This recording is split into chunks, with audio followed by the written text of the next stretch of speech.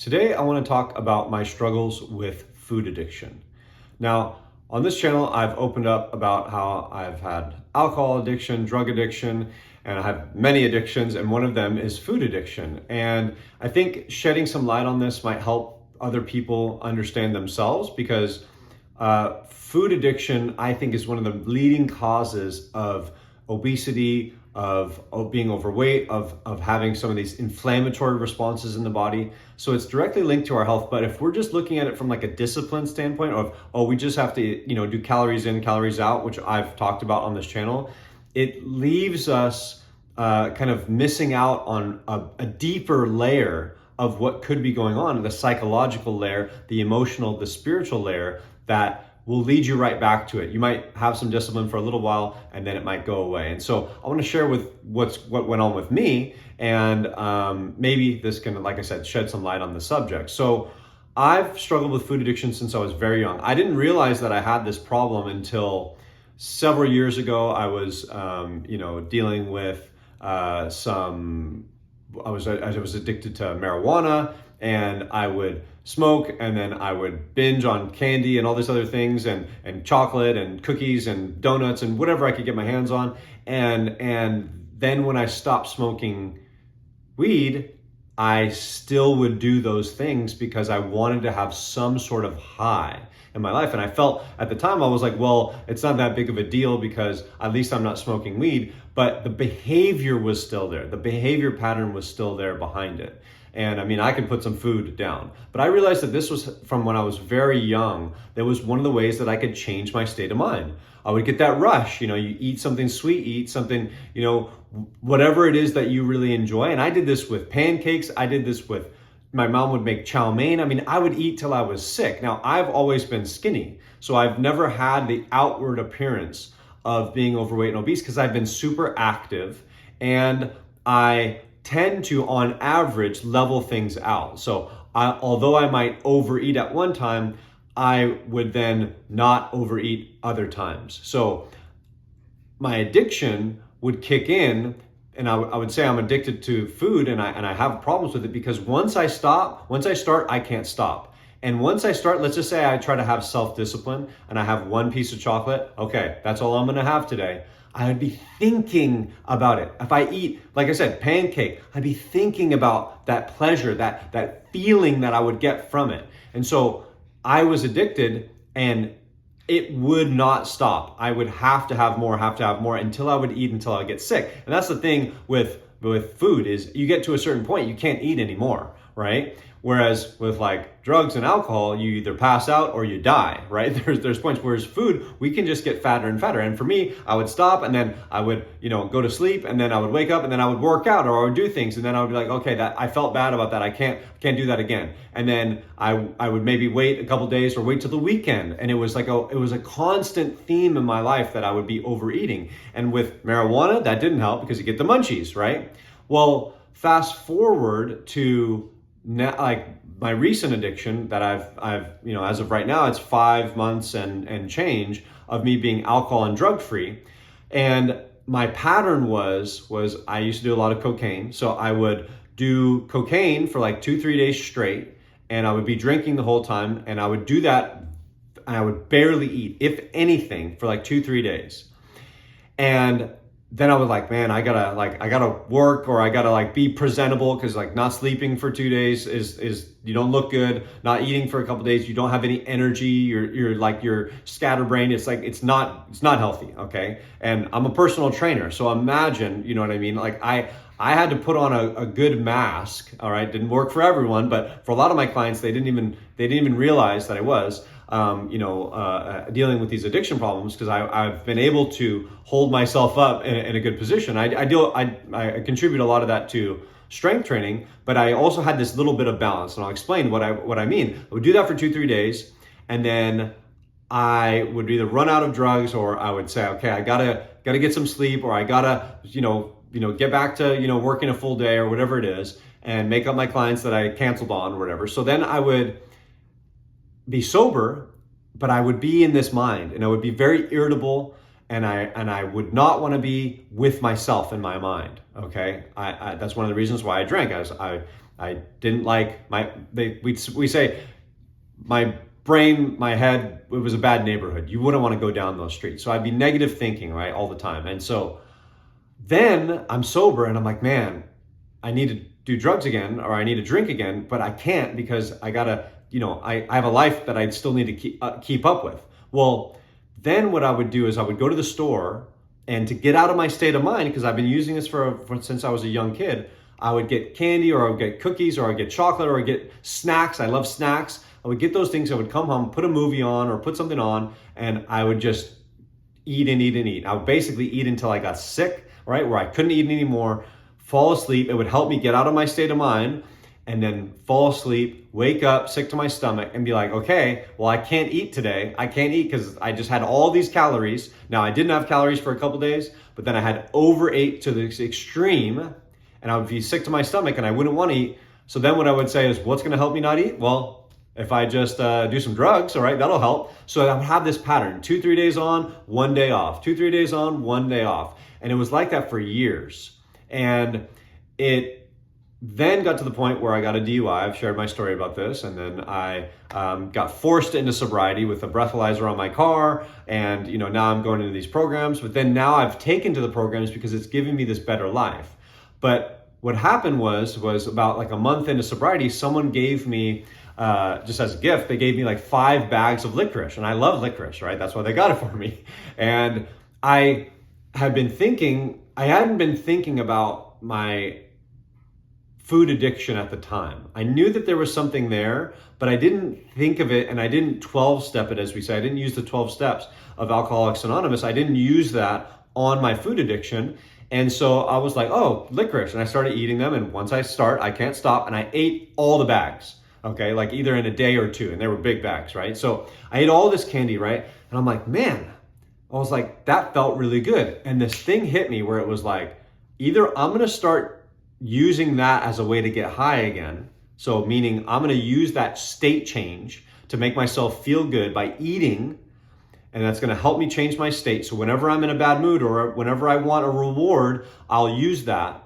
And I go, that's going to lead me straight back to where I was before, drugs, alcohol. And I realized that that's where it was always leading me.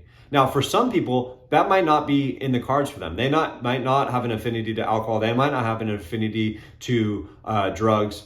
They might not have some of the other addictions that I have, sex and things, but they'll eat more and more and more, and their capacity to eat will get bigger and bigger. And the thing is we have to eat, right? So at some level, you're going to say, hey, well, I need food. Well, for me, I can get my nutrition from other foods. I don't need to get it from these foods that are, not only are they're addictive for me, they put me on this rat wheel, hamster wheel of just eating and eating and eating. They're damaging to the body, okay? They're inflammatory. They cause problems with the liver because of the amount of sugar and the amount of, oils and the amount of stuff that's in them, right?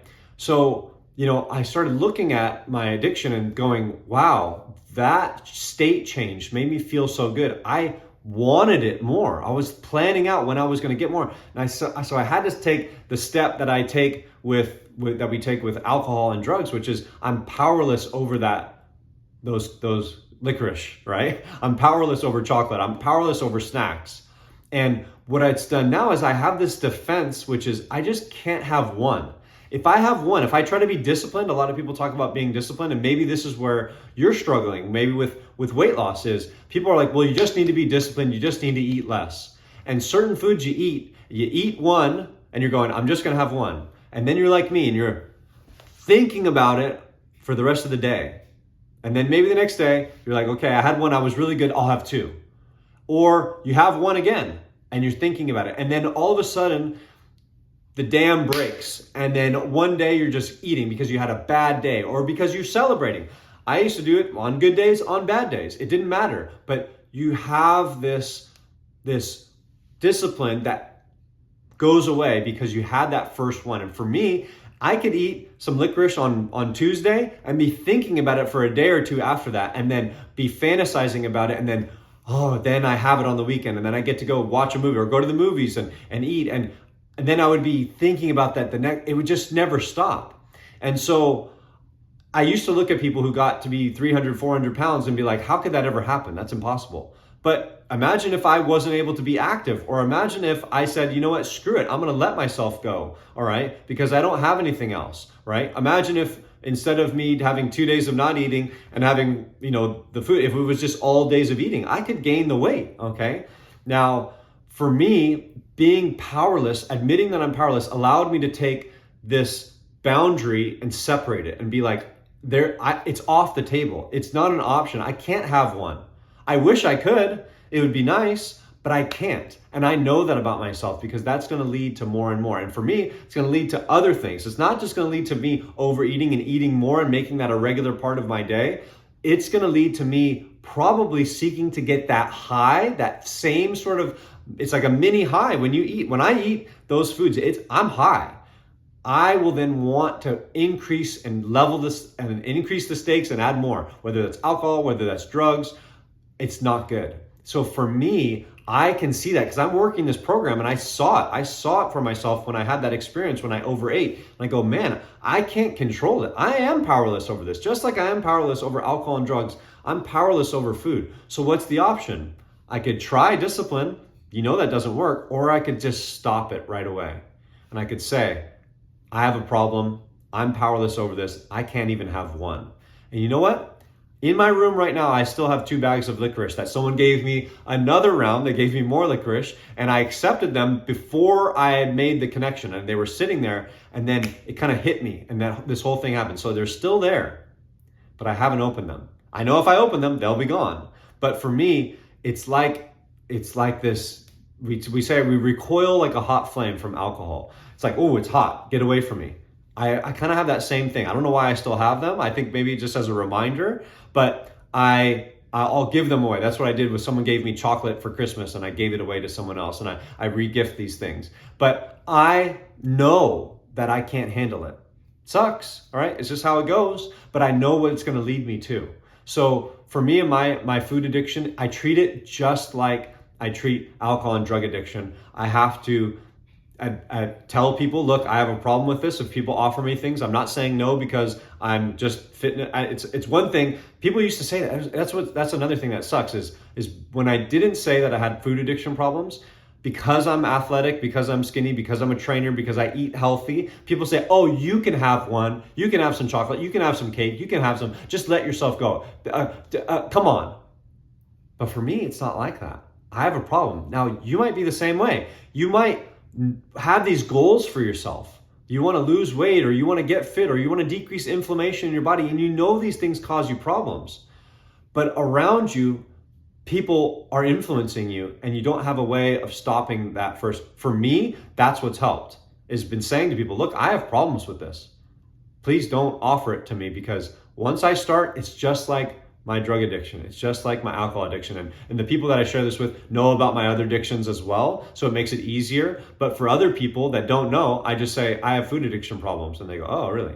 It makes it a little bit more serious. So it's an easier out than people just saying, I don't want some today. People push it on you. Food is different than, imagine pushing alcohol on someone. Oh, just have a drink. But I'm an alcoholic. Oh, come on, you can have one.